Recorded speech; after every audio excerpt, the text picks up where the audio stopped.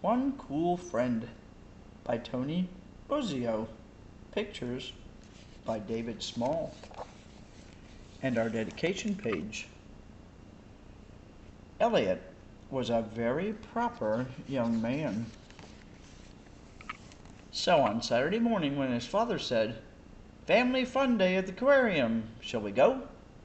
Elliot thought, kids, masses of noisy kids. But he only said, "Of course, thank you for inviting me." At the aquarium, Elliot's father settled on a bench to read his National Geographic. "Have some fun, Elliot," he said. So Elliot did. He skipped the mobs of kids at the giant saltwater tank, amazing jellies display, and hands-on tide pool exhibit. At the end of the hall, he discovered penguins in their tidy black feather tuxedos with their proper posture. They reminded Elliot of himself. Even Ferdinand Magellan looks like this kind of guy.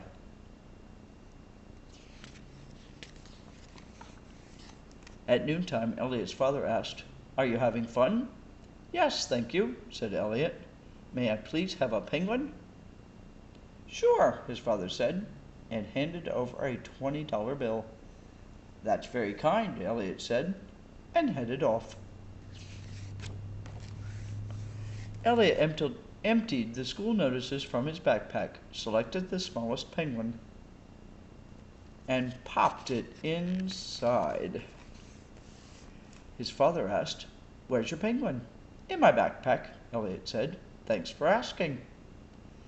In his room, Elliot dialed the air conditioner down to its coldest setting. "Maybe you'd like to skate," Elliot asked. "Crock," said Magellan. So Elliot dragged his old wading pool upstairs, then fed the garden hose through the kitchen window and turned on the faucet. "Forgive the inconvenience," he said, as he passed his father's office. Soon the air conditioner had done its work. Later, Elliot knocked on the door of his father's office. "I have some research to do at the library about Magellan. When I was in 3rd grade, I got Captain Cook," his father said. "Where did you keep him?" Elliot asked, but his father had already returned to charting the changing boundaries of the Great Barrier Reef.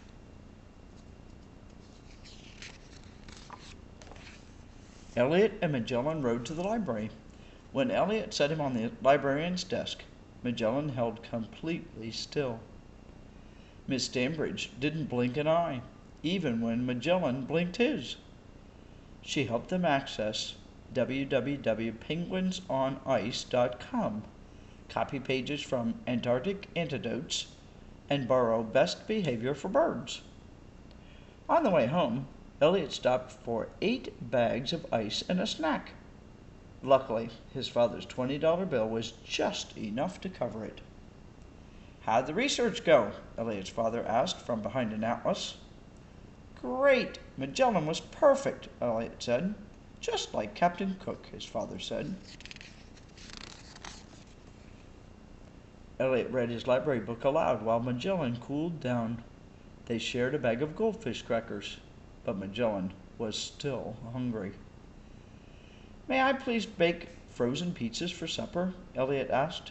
"That's nice of you," his father said, "but the only flavor we have left is anchovy."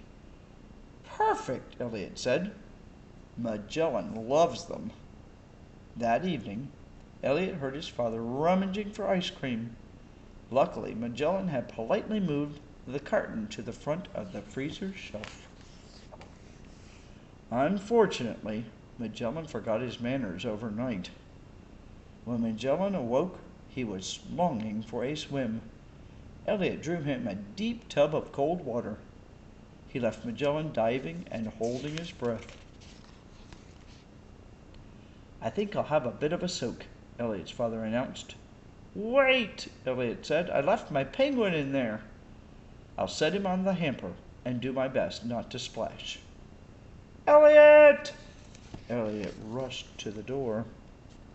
"Young man, where did this penguin come from?" Elliot's father demanded. "The southern tip of Argentina," Elliot said. "That's right," his father said.